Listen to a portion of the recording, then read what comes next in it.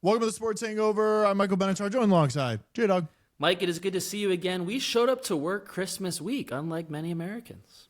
Yeah, Jeremy, I'm happy you decided to show up today. I know you like to take these Mondays off of big holiday weeks. It was actually Hanukkah last week, so you even showed up during Hanukkah and right. Christmas. You're here. Last week's YouTube clips, Mike, they were popping off. I thought, wow, we had good takes. No, it was because the menorah was burning in real time and people were like charting the progress of night 2 last week. So that was big too. It was great. So we're here. I watched a lot of football this week. I feel like I don't have a lot of hot takes, but I definitely was taking notes during this week.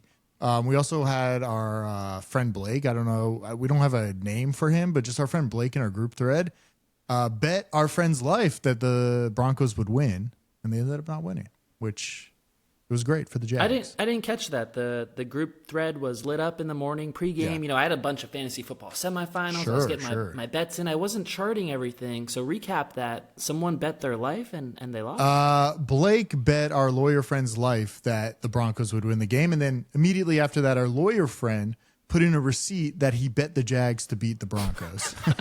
That was also before the game? All before the game. Yes. Wow, that happened. Lawyer friend, I did not realize was betting against his hometown Broncos. And it sounds like we can do a live execution on the show if lawyer friend has to go because he was given up because the Jags won the game. We're, right now it's kind of like the Bucks, they're both from Florida. They're Bucks fans at heart, I feel like, a little bit, right? But they should have known the 4 o'clock window was going to be bad after the 1 o'clock window had the Bucks losing to the Panthers. The Bucks have lost to some of the worst teams in football. It's bad. I know Bryce Young and the Panthers are better. We can talk about it. They're not great. And then they keep losing to the Saints, too. It's like the Bucks just have to beat a bad team to make the playoffs at this point. All right, so What do you think the problem is? Do you think it's like people figured out what they were doing? Like I saw when I was watching Baker, I was like, oh, he just tries to feed it to Mike Evans. So that's like you lose it down right away. It's like, oh, Mike Evans end zone. We could try to run it in, but let's throw it to Mike. He's trying to get that status for Mike, 1,000 yards. I don't know how many touchdowns, but it does seem like there's an issue for the Bucs because I think 8 weeks ago we said they're going to the Super Bowl. I don't think that anymore. No, I never said that. Just you never said that. Okay. I'm not from Tampa. And I never said that. You can be a Bucks fan and have like 7 jerseys back there and get the Bucks one out when they're playing good, Mike. Of course. Baker is part of the problem here. One of the problems is Todd Bowles has a stick up his ass because that guy has been so angry after games lately. Maybe work a little better throughout the week instead of getting angry at the media because your team didn't play better. You're the guy in charge here. That's one. 2. It was all Baker Mayfield all year, and that might go back to coaching too, where it's like you watch week 1 or week 2, they didn't have a plan going into this season, and it was just Baker coming back. Their defense would give up a bunch of points early. They would play better down the stretch, late in games. Baker would come back from 14 points like all the time, and he had great receivers and weapons to do it. Ibuka, rookie Wall, he's been downhill for like 6 or 7 weeks now. Kind of goes straight down with the Bucs trajectory of the season. Evans was hurt. He's working his way back. But to your point, you can't over-target a guy working his way back from injury. He's like 40 years old. At some point, they have to do better. They paid Chris Godwin a lot of money. He's been slow to come back from injury. They could have paid like Stephon Diggs all that money, and he's making plays for the Patriots. So you don't like the Stephon Diggs? Not really. I wouldn't. I think it would be. They're better off with. I feel like Diggs likes the drama. Godwin has no explosiveness left. There's no juice in his legs. There's no lubricant in there. I'm not blaming wide receivers. I'm not swapping anybody out. I'm 100% blaming the head coach. That's 100% who I'm blaming. Bowles as well. Bowles needs to go. The team would be. Sometimes you need that refresh, new blood in there just to get things going. We're seeing it with the Jags and the Patriots and the Broncos. You're seeing all these teams like come alive all of a sudden. So I think that's the problem. Can I float some new energy for the Bucs? And it might actually be old energy, but it'll be electric. John Gruden is willing and able. Oh my He's God. in Tampa. That'd be great. He's working for Barstool. He threw his name in the ring of some of these college jobs that open. The Bucs are about to be open in 2 weeks here on Black Monday in the NFL when the Panthers win the division. Yeah. I want him going back to the Bucs. I wish our Blake friend joined us to comment on that. Jeremy, this man, if you watch him, all he does, John Gruden, just loves football. Talking about X's and O's all the time, talking about all these different things. He lives and breathes football. If somebody doesn't hire him, that's a mistake. And I know he's blackballed from the NFL, and I know there's a whole lawsuit about it, and I think he won, right? That's why he's kind of like back in action. He's kind of back. I mean, when you work for Barstool, you're also blackballed in a weird way, so you still got to get through that. But he's like 1 degree from coming back to the NFL. Yeah. I don't think Goodell will actually let him. He'll probably do something Really? to block him. Well, you know how Goodell like calls in to the refs to make certain calls at the end of the game. Goodell's very powerful, so I'm not sure Goodell will let Gruden back in the NFL. But it could be a battle if like the Glazers, the Bucs owners want him and Goodell doesn't, and it plays out publicly. That's good March TSH content. As like, you know, obviously he was there when they won the Super Bowl, right? So he was there years ago. Gruden. He comes back. Is that something the fans want? As like a real fan, you want your coach. It's been 20 years since this guy's been there. Do you really want him to come back? Because I feel like he's very similar to like head coach of the Lions. Very like hoorah, like pumps everybody Dan up. Campbell. No, yeah. John Gruden is X's and O's. It's all about the whiteboard, getting guys open, spider, 2 wide banana, Mike. Dan Campbell doesn't have a play up his ass to call. When the Lions are in crunch time, the guy's searching the board like he's ordering at the Cheesecake Factory and can't pick something out. I know. I'm just saying, do fans want that? Because it'd be weird, like, in 5 years from now or 10 years from now when Pete's 90 years old, do we really want the Seahawks taking Pete back? Probably not. It's like, we've been here, done that, but I don't know. It would feel weird, but it would be awesome. When you've been through hell and back, you kind of want to go back to who brought you to the glory days. The Seahawks haven't been to hell and back. They're still enjoying like their good times. If they have like a downturn here, maybe they bring Pete back. Who's the coordinator that was with the Patriots, left and was the head coach of the Raiders for a little bit and then went back to the Patriots? Josh McDaniels. He's doing a hell of a job with Drake May. That guy only wants to be a coordinator. Put me in the behind the scenes a little bit. I don't want to be a head coach. I don't want to do any of this. He thrives back there. Still the same fit that he had many years ago. Still the same guy. I don't know why they kept cutting to him. But yeah, let's talk about Drake May. Why? Because he's the offensive coordinator, and Drake May is turning the whole season around. They're turning the Patriots dynasty around. Mike, the Patriots fans went from Tom Brady to Drake May, and we're not talking about it enough. Well, there was a little in between for a few years. Who was there? There was like 3 years of like, wasn't there like somebody with a Z name there? Mac Jones? Mac Jones was there for a little while. Yeah, he's doing good in San Francisco now. I don't know, but like for me, someone who's never had a quarterback since Dan Marino, it's hard to see. It's hard to watch. We can talk about you guys in a second, but I have a QB power rankings just for the playoffs. My top 5 QBs in no particular order. I wrote them down. This will be good. Yeah, I wrote them down. For the playoffs. This is, you guys, you want to bet on in the playoffs. This is based on this week's Week 16 standing. So because there are a few teams that might not be in the actual playoff hunt for real, wild cards, stuff like that. Okay. So this is no particular order, okay? Just listen to it. I was like, I could number them, but I feel like all these guys got a shot here. We got Drake May. We got Darnold. You like him now. You like Drake May. I do. I, honestly, watching more of the games, I'm more into Drake May than I am Bo Nix. By the way, Bo Nix not on this list. Oh, I appreciate that. He's not on my list either. And again, Denver fans should be here to represent. Drake May is slinging the ball on passes more than 20 yards downfield. The guy is leading the league in completions. He's not afraid to sling it. He's a modern-day Brett Favre, the gunslinger. This is what we need in the NFL. Bo Nix, not exciting to watch. Drake May is back there slinging it. I will say it's kind of like, I don't want to like Drake May, but he's performing so well, I can't not like him. And I feel like Bo Nix is the opposite, where it's like, you're just getting by, just doing enough, where I don't really need to like you, and I don't really like how you're playing, so I'm not supporting your actions right now. That's how I am with a Bo Nix. That's where I'm at. I don't know what Drake May did to you that you still don't want to even root for him. He's slinging it and you still don't like him. I know. I think there might even be like me saying I liked Bo Nix more than Drake May at the beginning of the season. So. I think you did. I think you did. But I have Darnold on there. Now, I'm surprised you have Darnold. I want to talk about Darnold after you get through your Darnold. list. No, after you get through your list, because I'm not sure about Darnold. I got Darnold. I got Stafford. I got Allen. MVP. And Lawrence. That's 6 guys. 6 guys you mentioned. Oh, yeah, 6 guys. Sorry, yeah. 6 guys. I should have taken one off. But Lawrence was a late ad. Yeah, he was a late ad yesterday. Penciled him in. He was penciled in. The write-in. They might be hosting a playoff game. Mike, I have a Jags division-winning ticket that is going to cash. I almost threw it out. If these things were paper tickets like they were 20 years ago, I would have thrown it in the trash in October. Thank God it's online. I'm going to cash a Jags division-winning ticket. They're going to host a playoff game. They're going to be favored in it against the Chargers probably. Can the Colts still... No, the Colts can't win the division anymore, right? I'm trying to look at my sheet here. Well, the Colts would have to win against the Niners tonight. Yeah. You want Phillip Rivers to go 2-0 here down the stretch, win the division. You're asking a lot of an old man who is literally like 46 years old. I know. I really hope tonight he plays well. That's what I'm hoping for. We're recording this before the game, so I'm just hoping he plays I well. hope he keeps it close. I'll be watching to see if I can make my second fantasy Super Bowl of the week. I've already made one Super Bowl, Mike, and tonight I might make a second one. Good for you. No one cares about fantasy. Good job. Okay, those 6 quarterbacks, yes, I think you're right. Hold on. Those are the... You know what I hate even more? That I'm included on threads. I'm not even in the playoffs. I'm out. But I'm included on threads where we're all excited for you to make the playoffs, and I'm just like, get out of here. I don't want to be It's part the of this. league thread. What do you mean included It's not the league on thread. It? It was the just league. It was me and you and 3 other people. That was it. Are you calling someone out who congratulated me? Yeah, because he's going head to head with you.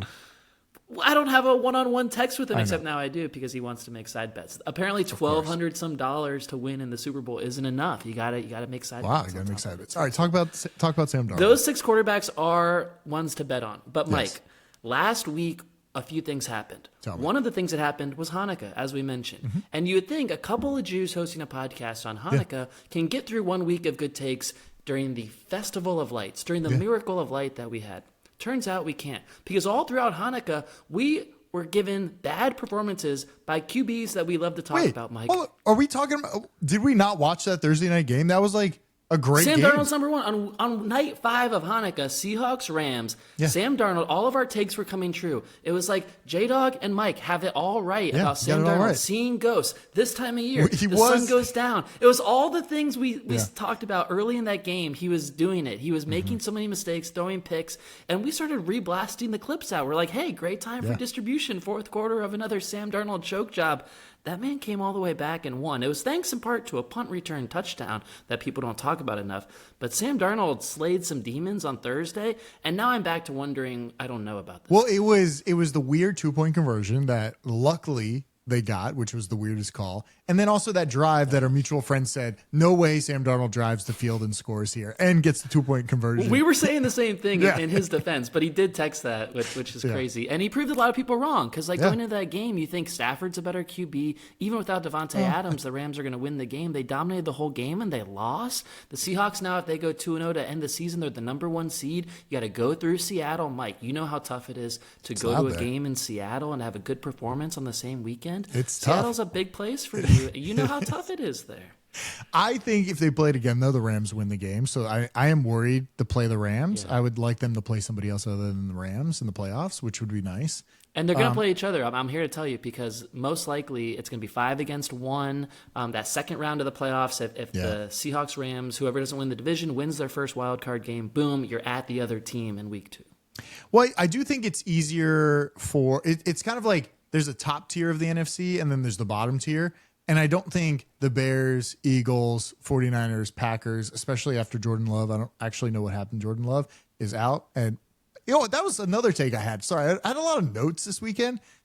When Malik, what's his last name? What Malik Willis came in, I was like, this is a great game plan. Like, what if you just rotated quarterbacks in so the other team couldn't game plan for what you were going to do? And for a while, it kind of worked there. I was like, oh, this is good. Like, they're kind of moving the ball. He's got a little different energy to him. He's doing stuff that they're not ready for. I like that a lot. That's my hot take. Have 2 quarterbacks that are good enough and just rotate them in and have different style of play. Like have one be a runner, have one be a good passer. I guess they have that in New Orleans with Taysom Hill. Taysom Hill, he doesn't play enough. I like the idea. I think what you're describing is a non-running quarterback getting hurt and a running quarterback coming in because that was like the change of energy. I'm not sure you feel the same way if like a running quarterback gets hurt like Lamar and then they bring in the white guy Cooper Rush. It's like, oh, that was exciting. No one's saying that.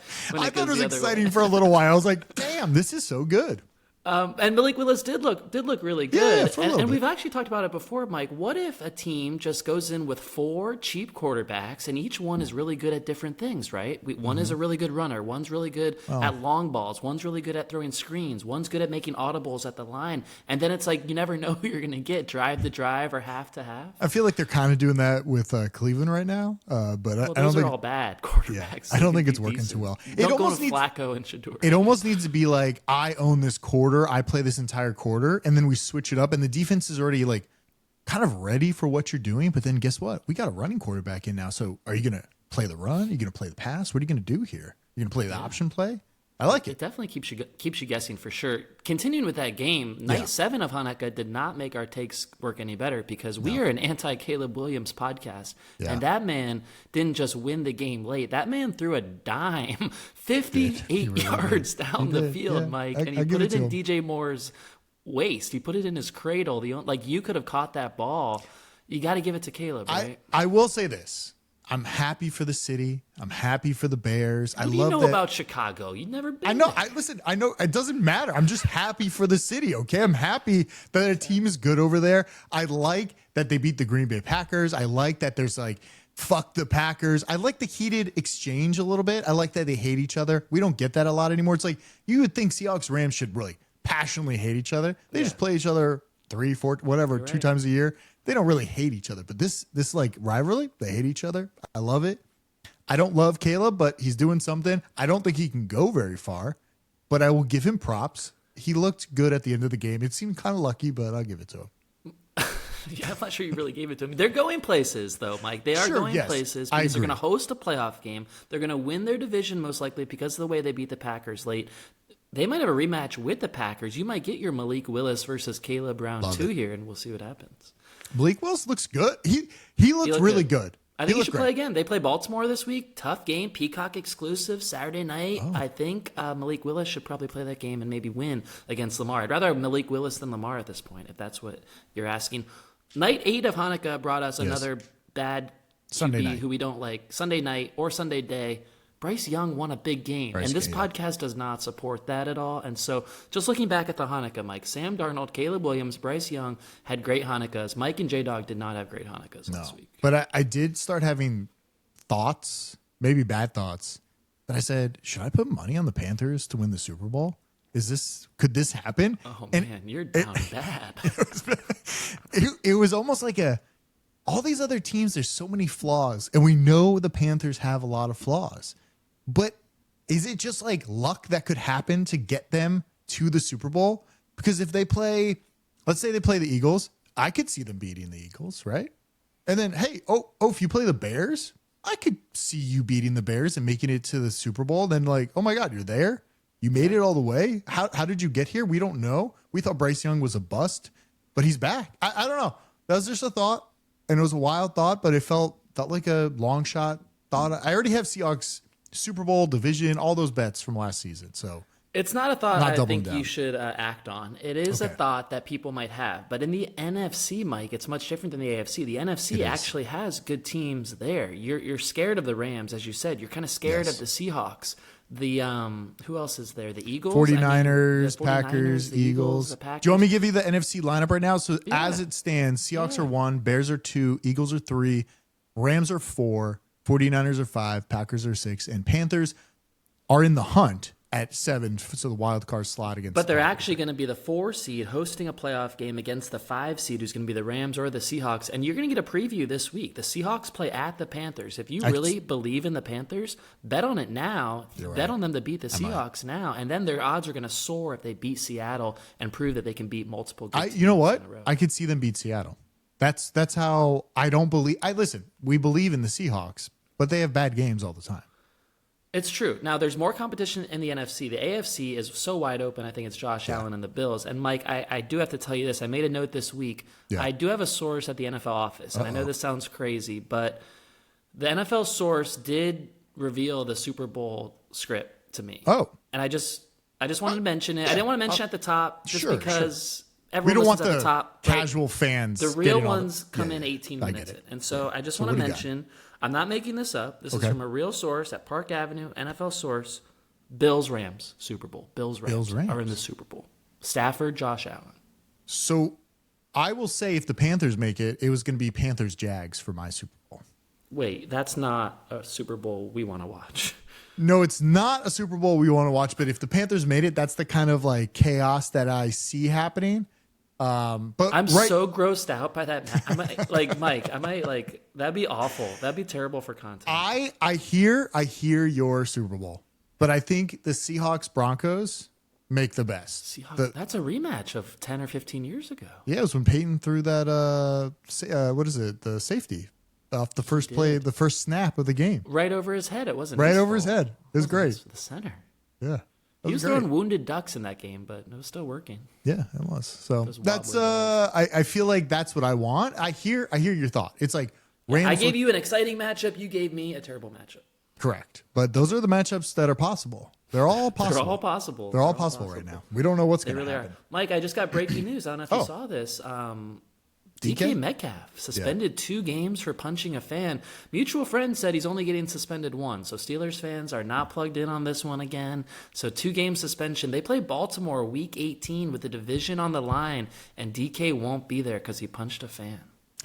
Well, listen, you shouldn't punch fans, but I heard it was well deserved from what was happening. I guess a lot of racial slurs, and I guess this fan has been following DK around to stadiums doing this. Wow, so I feel like he kind of deserved it. I stand with DK. Crazy. Wait a second. Yeah.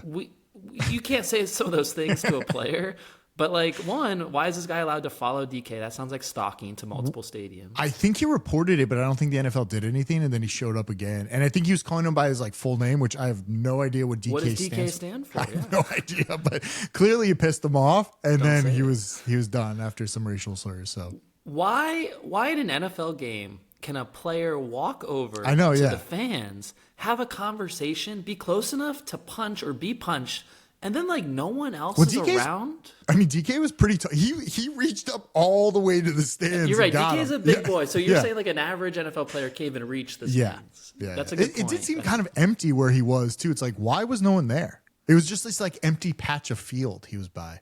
I just have so many questions about it. The truck, the TV crew to get a shot of it is impressive because who's monitoring that? You don't have a DK cam. You only have 10 or 12 cameras at the entire game. If that shot never happens, we don't know about it. There's no suspension, nothing. Right? Took some resources out of that, put on DK cam, and then 2, like I was saying, how is no one from the Steelers responsible for making sure that no players interact with fans? You only need one person on the whole sideline just to keep your head on a swivel and make sure no players mess with fans. Because look what could happen. They could lose the division because of that altercation, whether you believe it should have happened or not, or he's in the right or wrong. Yeah. If they lose to the Ravens by a touchdown because their offense doesn't score points, that's crazy. So are they out if they lose to the Ravens? Is that kind of their... They're in good shape. I think they might have to go 0-2, and the Ravens would have to go 2-0 because the Ravens lost last night, so they're 2 games behind. But there's a scenario where the Steelers still don't make it. We have to watch another Steelers playoff game. There's always these bad. They're not gonna go far. I'm not too worried about the Steelers, but Aaron Rodgers looks like he got some life in him last night. You know who doesn't have life? Who? The Chiefs. They lost their backup to a torn ACL. That's when you know you're down bad. It's bad. And the Christmas games are bad. I was like, do we even watch the Christmas games? Do we care? No, keep James screen free. NBA? I will. NBA. Maybe it is our time to watch NBA. Christmas It's opening day of the NBA. Yeah, it's time. It's time to watch. Wow.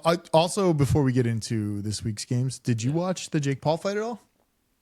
No, I don't have Netflix. You don't have Netflix? You don't have cable? I don't have Netflix. We're doing great. I watched the fight. I luckily turned it on right as they were walking in because it's a 4-hour event. It starts at 5 p.m. Pacific, and the fight actually happened at 9 because there's all those before fights. Undercards, right? Yeah. So how was the fight? It was kind of annoying, but I gave props to Jake Paul for getting in there with a professional boxer, and Jake Paul is not a professional boxer, and you could tell. After he punched him, you could tell he was that was it. But I gave props to Jake Paul. He's got his jaw broken in 2 spots.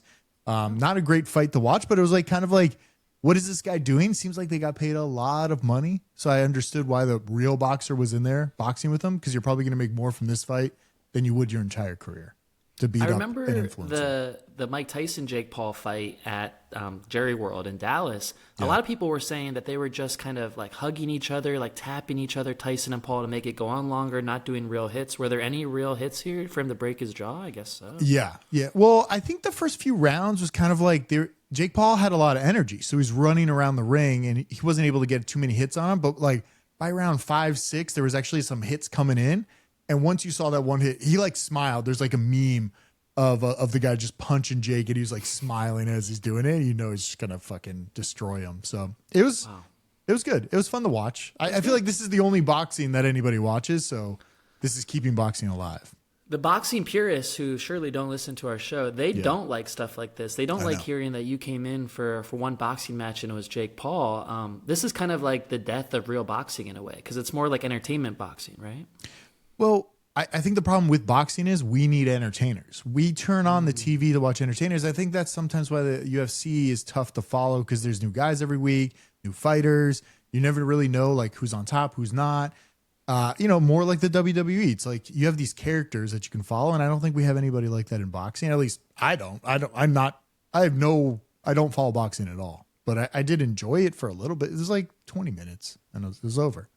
And it's free. Netflix pays a lot. I know. Free for you because you have Netflix. Netflix pays a lot for those. They pay a lot for this NFL slate on Christmas Day. I don't know if they're getting big bang for their buck on these one-off events when it's just Jake Paul and a short fight in a 4-hour window. Well, here's a tease to the Sports Radamas episode we're recording later this week for our New Year episode. Yeah. I think the issue with a lot of what's happening now, when we were younger, we had channels to tune into. It was a cultural moment at every step. And I think Netflix wants culture. They want to have culture. And that's why they're bringing in a lot of podcasts. They're bringing in The Ringer. They're bringing in Barstool Podcast. They want instant reaction. They want live sports. They want all these things. So it's a platform you can go to so you can absorb the culture. You can basically take it all in. So now we have, oh, look, you're watching the Sports Hangover on Netflix. And then guess what? We're talking about the NFL game that's happening tomorrow on Netflix. And then all of a sudden, it's just like you're always on Netflix because you're watching everything in this one place. So I think they're trying to do it similar to kind of what YouTube does because they're streaming stuff. And obviously they're getting the Oscars soon. Maybe not soon, but in a few years. But yeah, I think it's culture. People want culture. I like that. And we have a lot of culture on this show. We're willing to promote Netflix sports events, of course, big and small. We're willing to talk about them every episode. And we're willing to be housed exclusively on Netflix to join The Ringer and Pardon My Take. Obviously, you think about the Sports Hangover in a league with those. And so we're available to be exclusive on Netflix. Until then, keep watching for free on YouTube and TikTok because we might go behind the paywall anytime. Yeah, and Substack too. It's all there for free. We're everywhere. Everywhere you could be. All right, you want to talk about the Christmas Day slate on Netflix? It's trash. We're actually going to watch NBA. There's 5 of the 6 teams playing on Christmas Day will not make the playoffs. The one who will make the playoffs, the Broncos, are no fun to watch, and you don't like their quarterback. So we are literally shit out of luck. I know. Well, I had my model give me a whole bunch of predictions, and it does have the Broncos and also the Lions covering and winning the game. But I just feel like we don't even need to watch it. It's just like 2 bad games that don't really matter. The Chiefs are done. Why play anybody? You're done. You're done for the season. Minshew with the ACL, and then to go a step further to Okalawaku or whatever that guy's name was. Travis Kelce doesn't deserve this. Like, I'm not a Travis Kelce fan. Well, he should just take a leave of absence. No, he can't retire now, Mike. Well, he's definitely going to retire. He's 100%. You can't retire catching passes from Olawandu. Should I add that to my predictions? Travis Kelce will retire. Yeah, he can't go out like this. I don't care if she's pregnant. I don't care if she's got triplets, whatever she's got in there. That man's coming back in August to training camp because he cannot go out catching passes from Okawandu and missing the playoffs. This is crazy, and this is not how a legacy is made. But you said your model has the Broncos winning on Christmas. Of course it does. Of course. You need to bet on the Broncos on that one. Did you say the Lions to beat the Vikings? Yeah, but that's McCarthy's also out. Is this another fake injury? I don't know. I feel like he's injured every week. It's like, oh, you're not doing too good. Let's go to the film room and take a week off, and we'll see how things happen. Yeah. So yeah, it's a weird slate. That's the problem. And then there's only 2 afternoon games on Sunday, which is also weird. Two late games. Well, one's Bills-Eagles, so that's a standalone. That's worth watching. Raiders-Giants, Mike, you're really not selling that game properly. The winner of Raiders-Giants does not get the number 1 overall pick. The loser of that game is the winner because they get the 1 quarterback worth drafting from Indiana. Okay, first of all, do the Giants, are they going to move away from Jackson Dart? Is he the answer? He's fun, but is he actually the answer?